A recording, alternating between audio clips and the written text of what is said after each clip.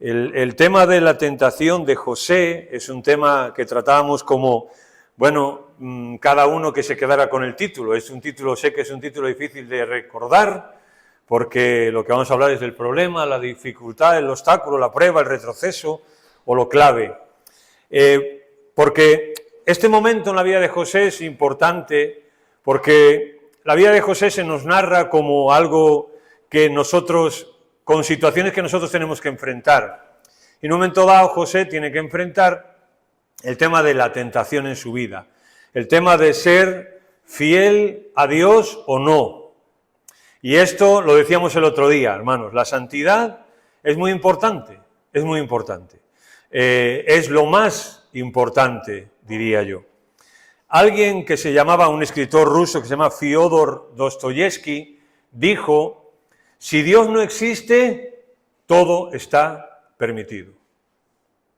Si Dios no existe, todo está permitido. Y esto lo firmamos nosotros, ¿no? Es decir, si Dios no existe, hagamos lo que nos dé la gana, y cuando querramos, y como querramos, y de la forma que nos dé la gana. Pero si Dios existe, entonces no es todo está permitido, sino si Dios existe, la vida significa obedecerle a Él.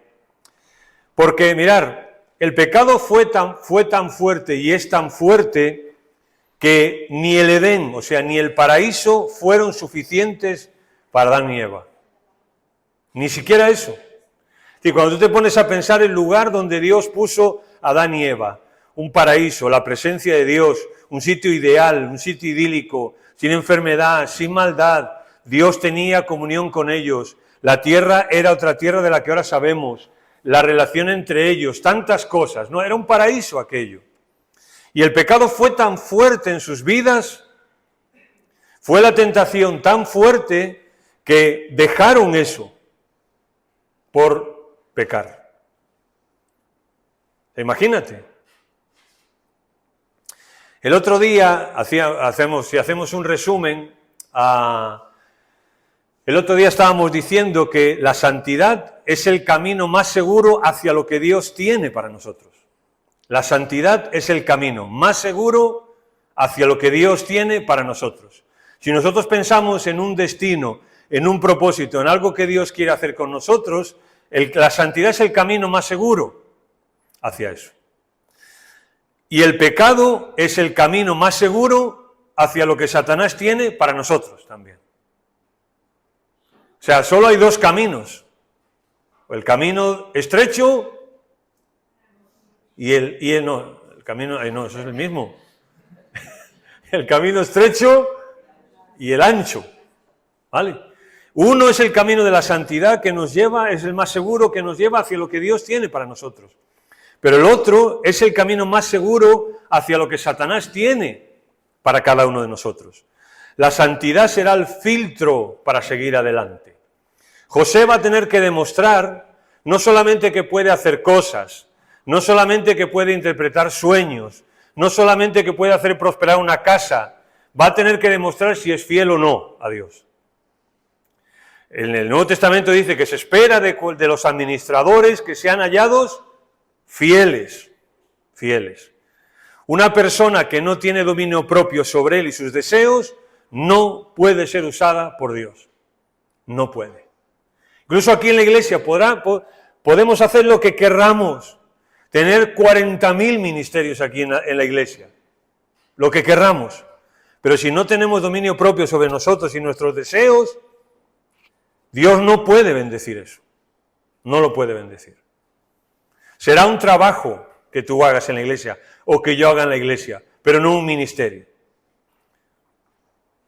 Proverbios dice, como ciudad sin defensa y sin murallas es quien no sabe dominarse. En todos los sentidos, ¿no? En el pecado, si no nos sabemos dominar y decir no, somos una ciudad sin defensa y sin murallas. Y en aquel entonces que escribe Salomón, una ciudad sin murallas y sin defensa, ¿qué era? O sea, era un cuarto de hora iba a durar aquella ciudad, porque se iba a caer y cualquier enemigo iba a venir. Y mirad, en el capítulo 39 de Génesis, que es donde quiero que vayáis y mantengáis vuestra Biblia, porque vamos a leer vamos a leer varios textos. El otro día ya lo leímos, ese capítulo, y no quiero ocupar tiempo en esto. En el capítulo 39 de Génesis hay como una estructura que en hebreo es muy interesante, ¿no? A ver, explico. La poesía hebrea no es como la nuestra, que es a través de rima y de palabras y todo, ¿no? Es otro tipo de poesía. Hay a veces figuras, a veces hay estructuras y cosas para llamar la atención. Bien, y aquí hay la primera parte del capítulo 39 de Génesis, tenemos algo, ¿no? Y es, Jehová está con José, ¿vale? Arriba, Jehová está con José. Esa es la primera parte de la estructura que el escritor quiere que sepamos. A pesar de las circunstancias en las que José está, y se va a encontrar, Dios está con él. Y luego en la última parte volvemos a lo mismo, en los versículos 21 al 23, volvemos a lo mismo, a que Dios está con José. Pero en el medio de esas dos partes está que José está con Jehová. O sea, la tapa, digamos, la parte de arriba de la hamburguesa, pues Jehová está con José. La parte de abajo, Jehová está con José, pero el medio es José está con Jehová. Esta estructura revela que lo importante son las tapas de la hamburguesa, sí, es verdad. Es verdad, o sea, al final la estructura lo que te dice es que lo importante es que Dios está con él. Pero, hermanos, dentro la carne está en medio. La carne está en el medio. Y para nosotros, creo que la carne también está en el medio. Más que Dios está con José, que ya lo sabemos, y que Dios está con nosotros, eso ya lo sabemos, ¿verdad? Es una promesa que todos la conocemos y que todos la decimos muchas veces. El Señor está conmigo, el Señor está conmigo. Pero la carne realmente para nosotros es, ¿yo voy a estar con Dios o no? ¿Yo voy a ser fiel a Dios o no? ¿Yo voy a responder a la fidelidad de Dios o no? Esa es la pregunta con José. Y José tiene que pasar esta tentación. Mirar, Dios tenía algo para José en la casa de Potifar. Leamos 39, 1 y 2. Génesis 39, ¿estamos? 1 y 2. Llevado pues José a Egipto, Potifar, oficial de Faraón, capitán de la guardia, varón egipcio, lo compró de los ismaelitas que lo habían llevado allá. Pero Jehová estaba con José, y fue varón próspero y estaba en la casa de su amo, el egipcio. Y lo que primero que te va a decir es, Dios tenía algo para José en la casa de Potifar. Y por eso lo lleva hasta allí. José no sabe lo que va a ocurrir, no sabe por qué Dios lo está llevando allí, pero Dios lo lleva. Igual que a mí me llevó en su momento de nuestra tierra para otro lado, o a Ana la ha traído para aquí, desde Guatemala para España, o a Esther y a Saulo en su momento para aquí, para Huelva. Sí, Dios te lleva, ¿no? Y Dios está contigo. Pero lo quiere poner allí en la casa de Potifar. Pero su mujer también está allí. O sea, lo que te va a decir es, muy bien, Dios lleva a José a la casa de Potifar. Y José empieza a trabajar para Potifar, le empieza a ir bien, el mismo Potifar lo bendice, lo asciende a ser el administrador de su casa, qué bien, ¿no?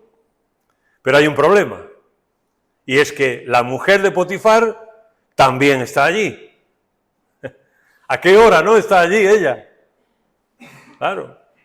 Es que a todos nos gusta que Dios nos lleve a sitios buenos y fáciles y todo, pero los sitios buenos y fáciles también hay estas circunstancias. ¿Crees que Dios tiene un propósito bueno para ti? Bueno, sí, pero allí no solo habrá cosas buenas y fáciles. En lo que Dios tenga para ti o para mí, en ese propósito que sea, en ese propósito que Dios tenga, no todo va a ser bueno y fácil ahí. Habrá X cosa que nos complique la vida y que nos haga reaccionar y donde tengamos que ser fieles a Dios. ¿Me explico con esto? ¿Sí? Satanás también tenía algo para José en la casa de Potifar. O sea, lo ves, ¿no? Dios tiene una bendición para José allí en la casa de Potifar. Qué bien, ¿no? Pero si sabemos leer entre líneas, vemos que Satanás también tenía un regalito para José. Nunca mejor dicho, ¿no? Satanás también tenía un regalito para José. Dios tiene cosas buenas para nosotros, donde quiera que nos lleve, en cualquier circunstancia que tengamos que vivir. Pero Satanás también tiene regalitos para ti y para mí. Circunstancias que te va a poner. ¿Para qué? Para alejarte del propósito que Dios tiene para ti, aunque estés ahí donde Dios quiere que estés. Aún en sus peores momentos, José demostró algo, que era fiel. Eso demostró José. Y lo vamos a ver hoy, en esta mañana. Mirad, hermanos, a veces nuestros sueños pueden ser buenos, pero los de Dios son eternos. Nuestros propósitos para nuestra vida pueden ser buenos, pero los propósitos de Dios para nosotros son eternos. Y en eso tenemos que confiar, en que donde Dios me lleva, ese es un propósito eterno, y ahí tengo que ser fiel. Aunque me vaya mal, ahí tengo que ser fiel. Recordáis que decíamos, ¿verdad?, que no todos los árboles dan fruto en verano. Hay árboles que dan fruto en invierno también.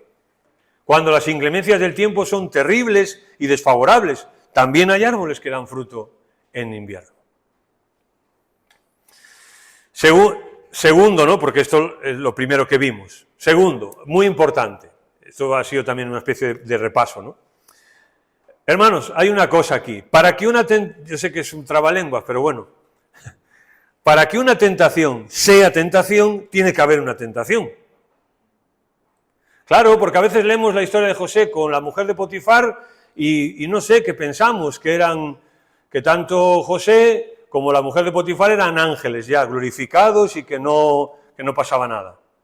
Es decir, para que una tentación sea una tentación, tiene que haber una tentación. Si no, no es una tentación. Es fácil de recordar, ¿no? Dorli, ¿tú lo estás entendiendo? Versículos del 7 al 11, vamos a leerlos. Y dejó todo lo que tenía en mano de José, o sea, Potifar. Y él, yo quiero dejadme deciros una cosa. Quiero que leamos el texto sin espiritualizarlo. Y que intentéis imaginaros la escena que ahí hay. Hay un muchacho que, como decíamos, tiene unos 20 años, o sea, no tiene las hormonas disparadas, ¿verdad? O sea, es un chaval, 20 años, que está como una locomotora, ¿vale? Y tenemos una mujer atractiva que está intentando seducirlo. Eso es lo que está ocurriendo. Quiero que lo pensemos. José no tenía la aureola todavía, era un hombre como cualquiera de los que estamos aquí.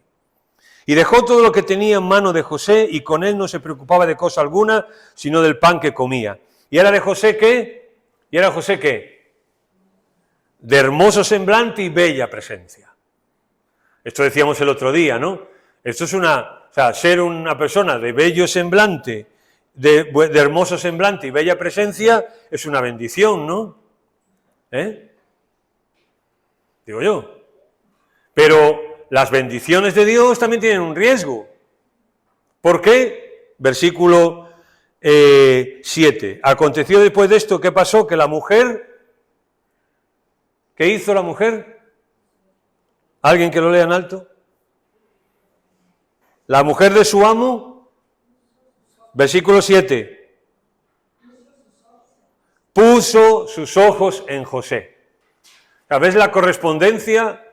José es una persona guapa, de hermoso semblante y bella presencia, y como consecuencia, ¿qué ocurrió? Pues la mujer se fijó en él. Si hubiese sido un adefesio, a lo mejor no se hubiese fijado en él, pero era una persona guapa, un chaval guapo, bella presencia. La sensación que da con que estuve consultando yo con el hebreo, no solamente con que era guapo, porque puede ser guapo y no aguantarlo ni su madre, ¿no? Pero esta persona no, encima era guapo y era agradable, la presencia, ¿no? Era una persona agradable, educada, esto, ¿no? Y la mujer de su amo puso los ojos en José y le dijo, duerme conmigo. Versículo 8. Y él no quiso. Y dijo a la mujer de su amo, he aquí que mi señor no se preocupa conmigo de todo lo que hay en casa, y ha puesto en mi mano todo lo que tiene. No hay otro mayor que yo en la casa y ninguna cosa me ha reservado, sino a ti, por cuanto tú eres tu mujer. Mirad, pensad una cosa, la sensación ¿cuál es? Que de alguna forma Potifar le había dicho, ¿no? Oye, esta es mi mujer, ni se te ocurra. Bien. ¿Cómo pues haría yo este gran mal y pecaría contra Dios? Y hablando ella a José, ¿qué? Cada día, o sea, acoso y derribo, ¿no? Hablando con ella cada día y no escuchándola a él. A ella hablaba y él no escuchaba.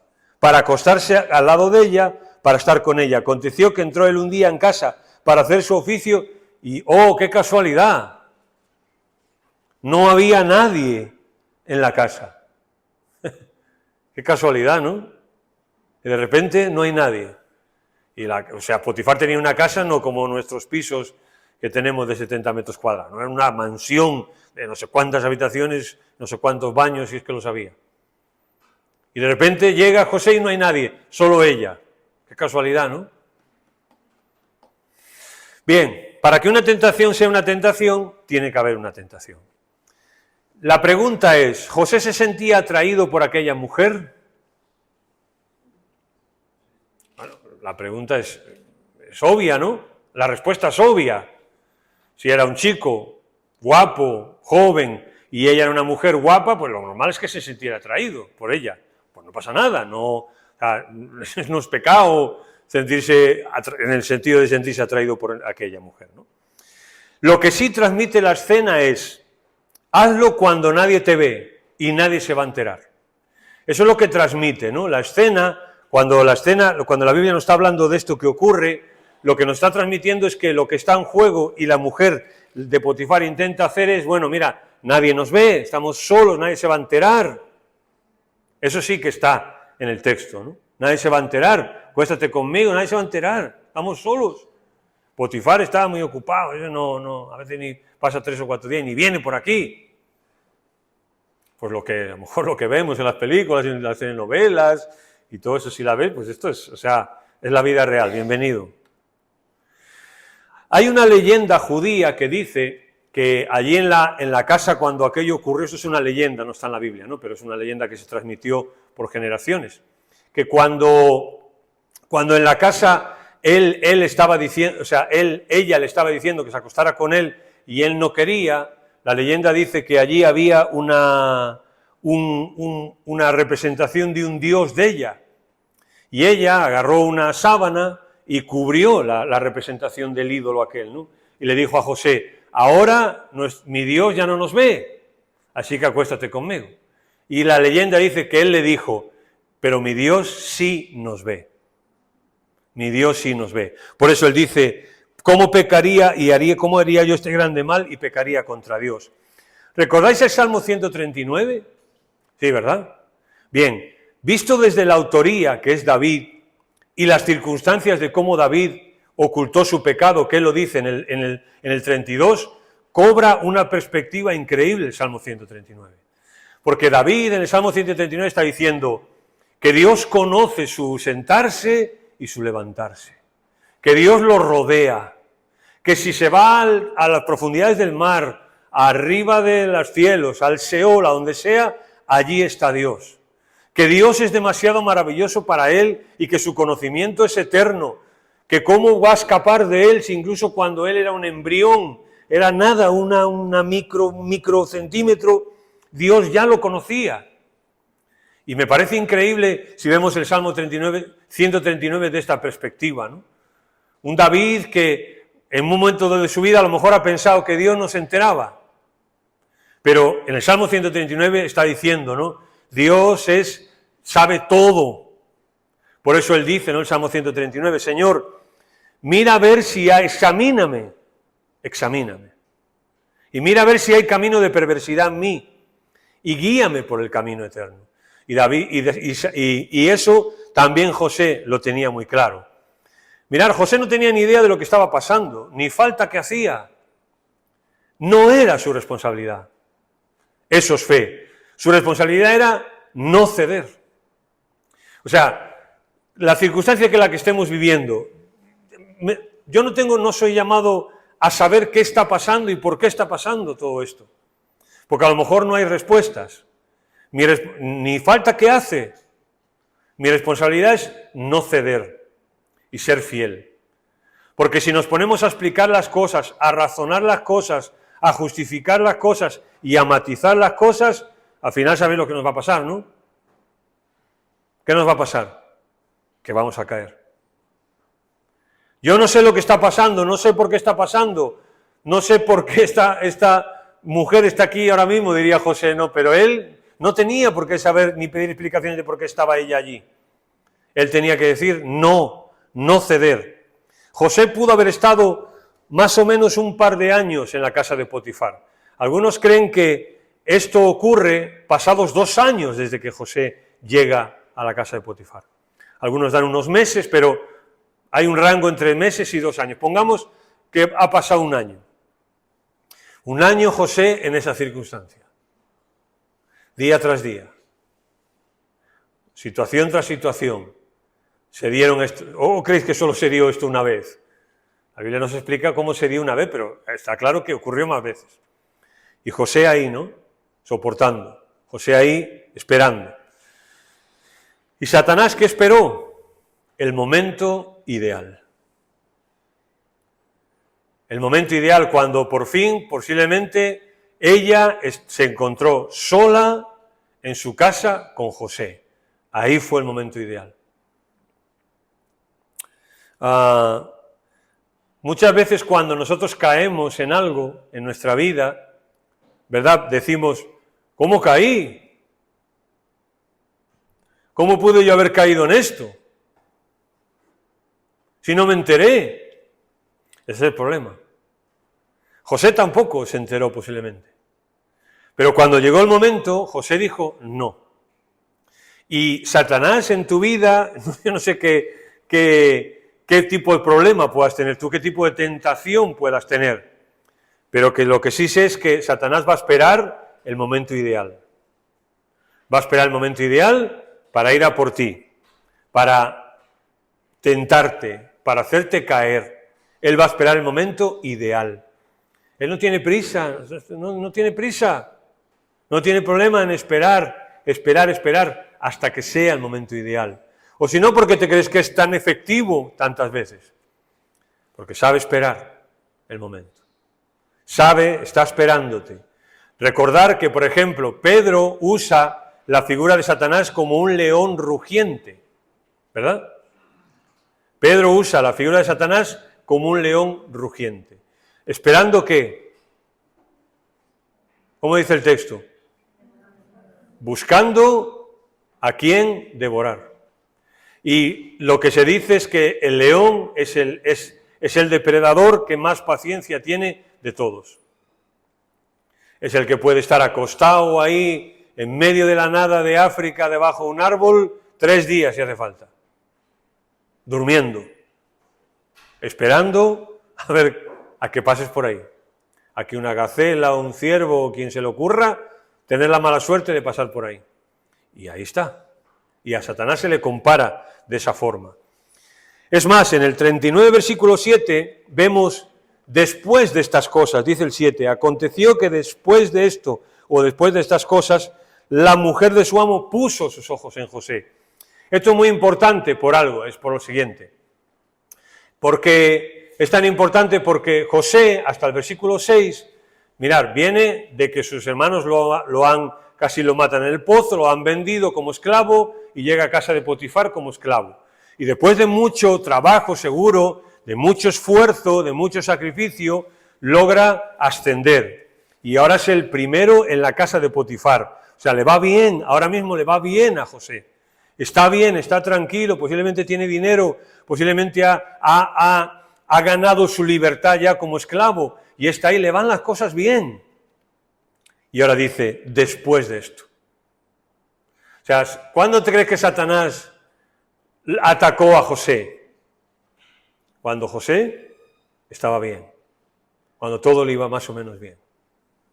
Y eso es así. Muchas veces Satanás, ¿cuándo nos ataca? Cuando nos va bien, cuando estamos tranquilos, cuando pensamos, oh, qué bien, estoy aquí, qué bendición de parte de Dios, oh, mi familia, qué estupendo, oh, mi trabajo, esto, lo otro.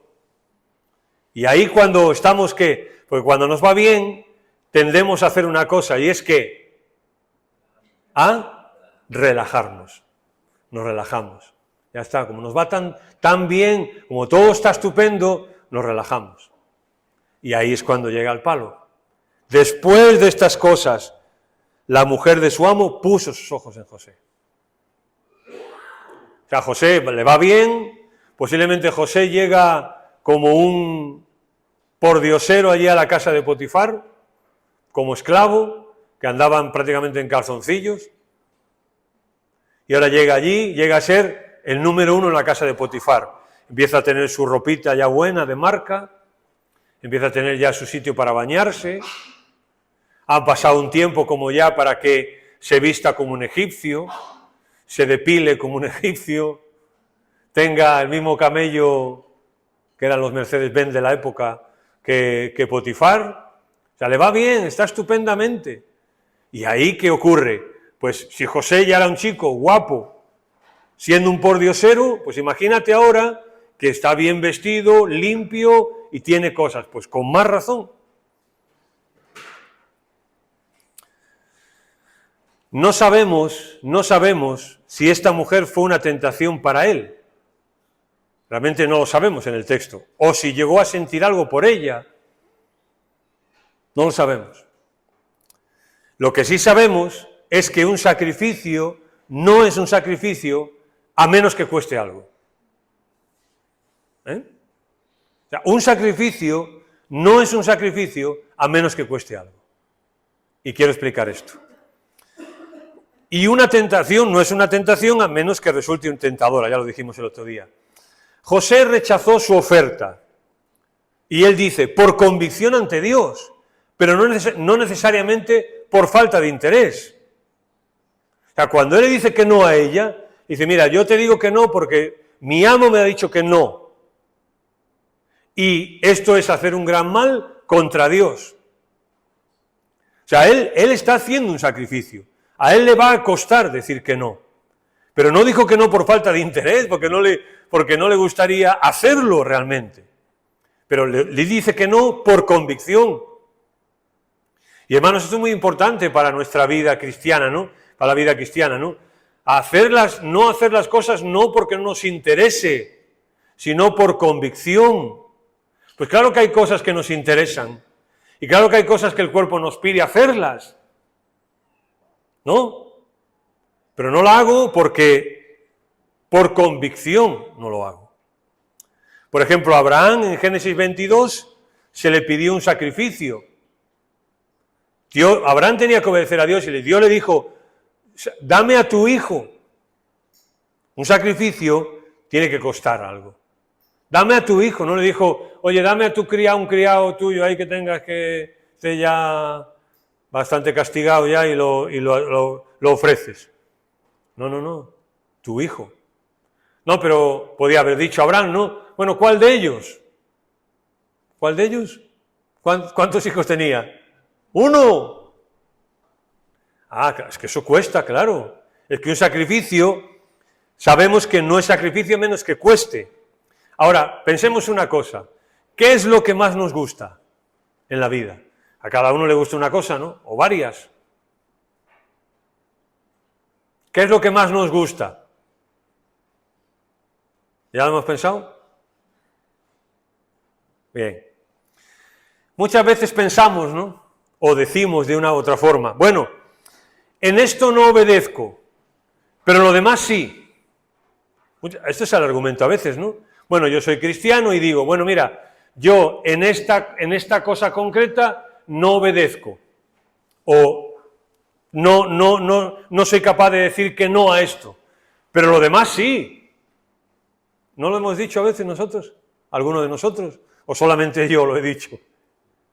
Claro, decimos, bueno, en esto no obedezco, pero lo demás sí. Bien, pues eso es precisamente lo que Dios nos pide, porque lo demás no es una tentación ni un sacrificio para nosotros. O sea, si hay 10 cosas y yo digo, mira, esta no, pero las otras 9 no las hago. Ah, pero es que las otras 9 no valen, porque las otras 9 no son una tentación para mí, pero esta sí. Por eso digo, ¿no?, que un sacrificio, para ser un sacrificio tiene que costarte, tiene que costarme algo. Si no, ¿qué? O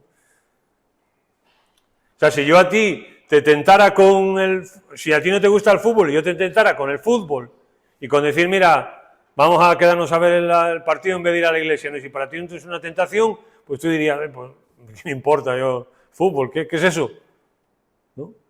Pero otra cosa, a lo mejor, que para ti sí sea tentación, amigo. Pero es que por eso digo, ahí es precisamente, ¿no?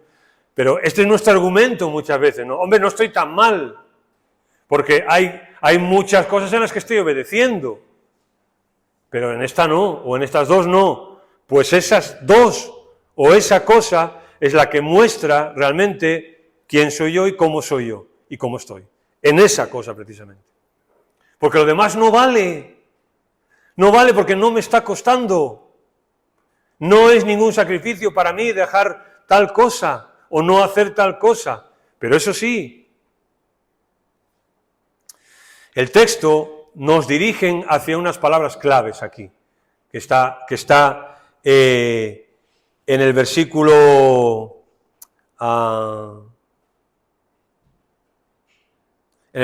8, y lo voy a poner en varias versiones aquí, lo he puesto aquí en varias versiones. Por ejemplo, la Reina Valera 70 traduce, cuando ella le dice, duerme conmigo, dice la Reina Valera, él no quiso.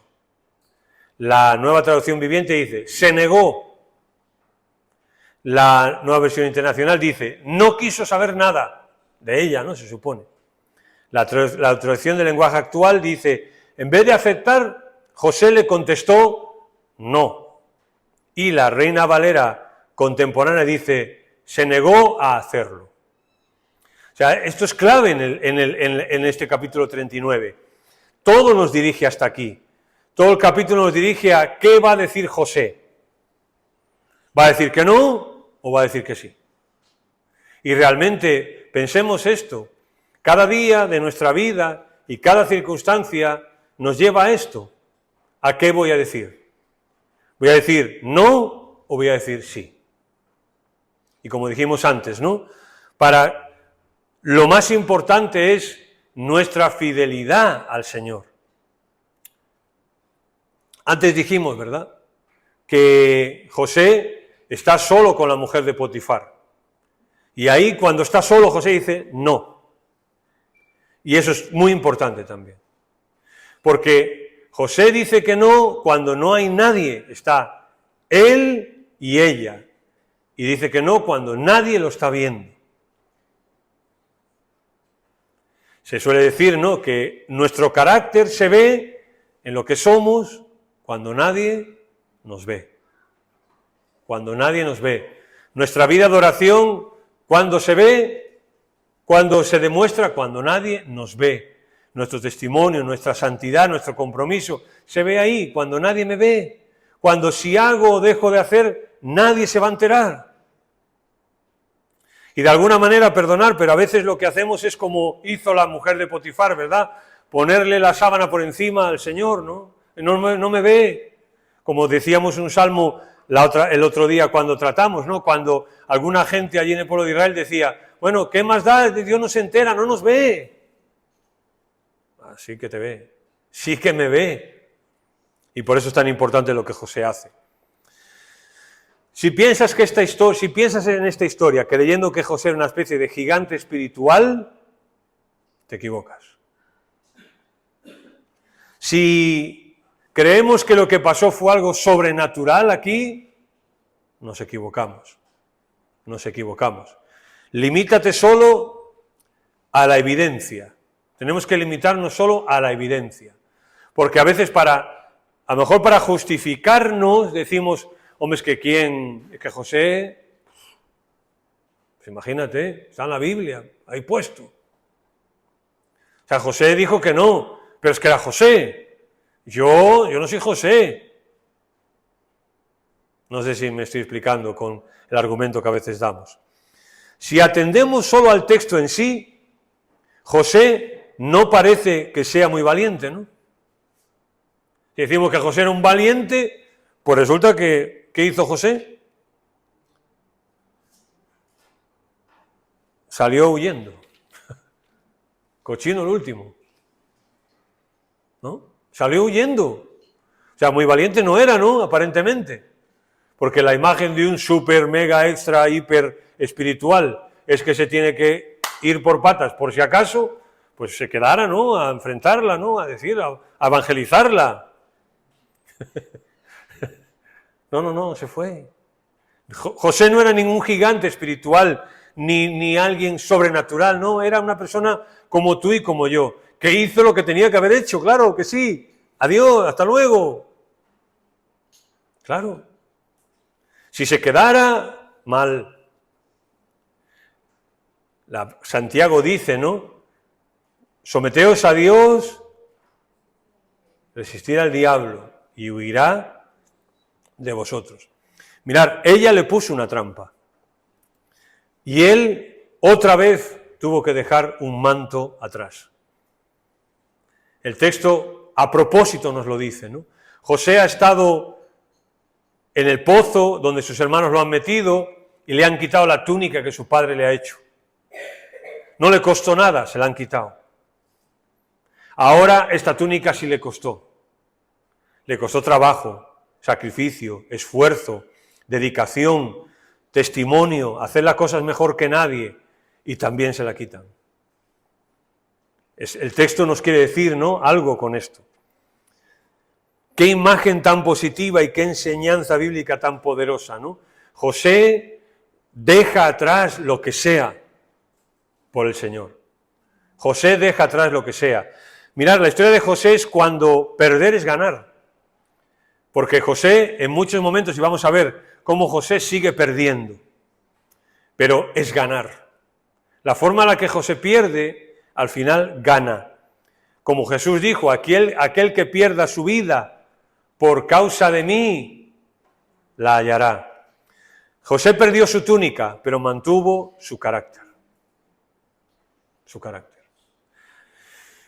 Lo decíamos hace un par de semanas, la vida nos va a hacer perder muchas cosas, ¿eh? Muchas. Nos va a hacer perder personas, situaciones, cosas, comodidades, tantas cosas nos va a hacer perder la vida. Pero hay algo que nunca podemos perder, y es nuestro carácter. Nuestro carácter como cristianos, como hijos, hijas de Dios, eso nunca lo podemos perder. Esa vestidura que según el Nuevo Testamento nos ha dado Jesús, que nos ha vestido con su justicia, esa no la podemos perder. Lo demás, la vida nos va a quitar muchas cosas. Todo es qué valoramos más. Lo que la vida nos pueda quitar o nuestro carácter como cristianos. José le dio igual, ya había perdido una túnica, ¿qué más da? 2. Además, nadie lo iba a saber.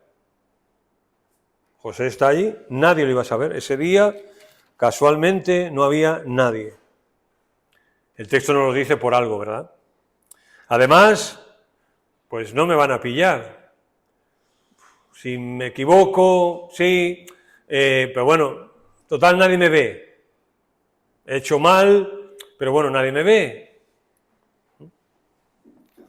O podía haber dicho, bueno, soy un hombre como los demás, tengo, digamos, necesidades igual que cualquiera, que aparte de lo mal que lo he pasado, lo mal que lo llevo pasando, hombre, a ver si puedo tener una tarde buena, ¿no?, en la vida.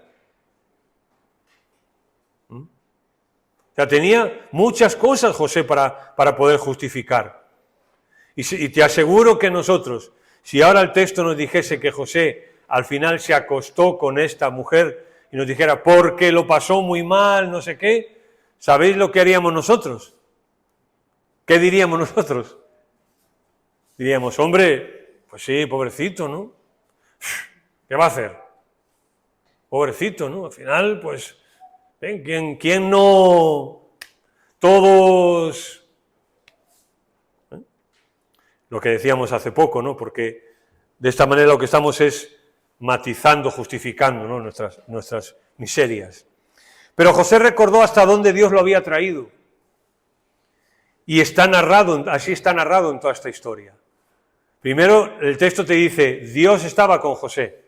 Dios estaba con José. Y cuando José, en algún momento en el capítulo habla, está implícitamente reconociendo que Dios lo ha bendecido y que lo ha traído hasta ahí. Hay un salmo que dice, Él levanta del polvo al pobre y al menesteroso alza del muladar para hacerlo sentar con los príncipes de su pueblo. Mira, José fue fiel a Dios, y lo vamos a ver, estando en lo más alto en la casa de Potifar, y fue fiel a Dios estando en una mazmorra miserable, allí también fue. José fue fiel a Dios estando delante de todo el mundo en Egipto y estando solo con la mujer de Potifar. Fue fiel siendo esclavo y fue fiel siendo libre. Fue fiel teniendo la túnica o sin la túnica. Eso es lo que nos muestra la vida de José, que él no cambió su carácter, independientemente de sus circunstancias. Una tercera perspectiva de altura, que creo que puede ayudarnos en la tentación. Desde la perspectiva humana, esta decisión iba a poner a José en una situación complicada. ¿Por qué? Lo vamos a ver la semana que viene. Porque de repente ella lo acusa de violación. Dice que la violó. ¿Y eso qué significa? Que José va a morir. Eso significa. O sea, a veces estas cosas nos ponen en perspectiva, ¿no? Mira, si estás en una situación luchando por hacer la voluntad de Dios, ahí es donde Dios te quiere. Si estás en una situación luchando por hacer la voluntad de Dios, ahí es donde Dios te quiere. Pero, si estás en una situación en la que no estás luchando por hacer la voluntad de Dios, ahí es donde Satanás te quiere. Muy distinto, ¿eh? Muy distinto. Porque en una situación se puede estar y no siempre bien. No siempre bien. Lo que se ataca aquí es la familia. ¿Por qué la familia? En Egipto no había un concepto de familia bíblica. Y la mujer de Potifar trató a José de una manera humillante, lo trató como una cosa, como una persona, como un objeto. Duerme conmigo, acuéstate conmigo. Como un objeto, ¿no?, sexual. Y pensando que José, nos dice el texto, encima que era guapo y de buena presencia, ¿no? Y esta es la filosofía hoy de familia, del sexo no tal y como Dios lo ha creado, sino absolutamente desvirtuado. El concepto de familia hoy, la filosofía de familia hoy, ¿cuál es? No os lo tengo que explicar, ¿verdad? ¿Cuál es el concepto de familia hoy en nuestra sociedad? Incluso en nuestras iglesias, entre los hijos de Dios, se ha colado este concepto. Hace poco me decían, por ejemplo, en cuanto al divorcio, las cifras que hay dentro del pueblo de Dios ya. El matrimonio bíblico es lo que es, y siempre será lo que es. Siempre. Solo hay que ir a lo que Dios dijo. Ese es el concepto. Y todo lo que se salga de ahí, no. Y aquí José lo tiene claro. Tiene claro cuál es el concepto de familia, cuál es el concepto de una relación con una mujer, cuál es el concepto de una relación sexual con una mujer o con un hombre, lo tiene claro, ¿no? Ella no le pertenece, no es, por tanto, no va a estar con ella nunca. Todo se basa en un rato de placer o una vida de gozo. Así se resume. Realmente, el pecado en la vida, ¿en qué se resume? En esto. O pasar un rato de placer o una vida de gozo. Un rato de placer es donde Satanás, es la idea de Satanás, ¿no? ¿Sí? Pero una vida de gozo es la idea de ¿quién? De Dios para nosotros. Como decimos a veces, ¿no? El pecado, que es como una tarjeta de crédito. Una tarjeta de crédito que es disfrute ahora y pague después. Disfrute ahora y pague después. Autocontrol, termino con esto, autocontrol. José tuvo autocontrol. Cuando no hay paredes, cualquier cosa puede entrar o salir. Cuando en nuestra vida como hijos, hijas de Dios no estamos teniendo autocontrol, no hay paredes, cualquier cosa puede entrar o salir. Cualquiera. José ejerció autocontrol, por ejemplo, pero Sansón no, por hacer un contraste. José tuvo autocontrol y lo ejerció, pero Sansón usó su cuerpo ¿para qué? Para gratificar sus deseos. Y le dijo a sus padres, esta me gusta. Y sus padres dijeron, pero hijo mío, no hay chica, no, esta. José terminó gobernando en un trono. José, por obedecer a Dios, al final terminó gobernando en un trono, Egipto. Mientras que Sansón terminó su vida enterrada en un montón de escombros. En un montón de escombros. ¿Disfrutó Sansón? Sí, como nadie, posiblemente. ¿Pero dónde terminó? Sepultado bajo un montón de escombros. ¿Qué vale la pena? Hay un contraste que no vamos a entrar también, pero bueno. A veces pensamos cómo ser cristiano sin morir en el intento, ¿no? ¿Esto es fácil? No. ¿Es fácil ser cristiano sin morir en el intento? No es fácil. Porque, por ejemplo, Sansón fue uno que murió en el intento. O sea, que fácil no es. Hay otro contraste muy importante, y es entre las acciones de Judá, los hermanos de él, en el capítulo 18, 28, y las de ahora él, en el capítulo 38, y ahora José en el capítulo 39. Comparar capítulo 38 con el 39.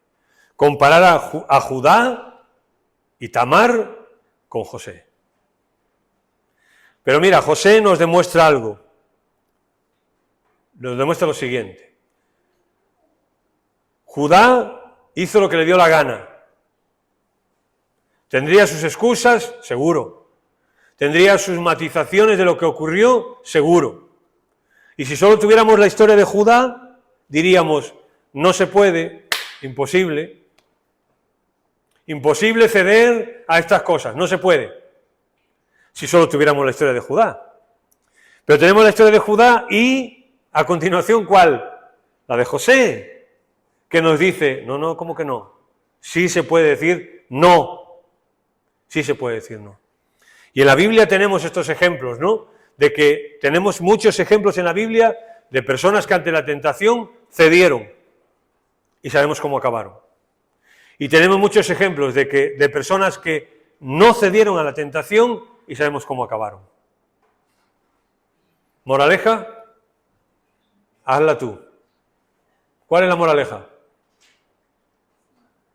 En la Biblia tenemos muchas personas que cedieron a la tentación y sabemos cómo acabaron. En la Biblia tenemos muchas personas que no cedieron a la tentación y sabemos cómo acabaron. ¿Moraleja? ¿Alguien se atreve? ¿Ruyuri? Moraleja es un barrio ahí en Madrid, ¿no? ¿Cuál es la enseñanza? ¿Con qué nos quedamos?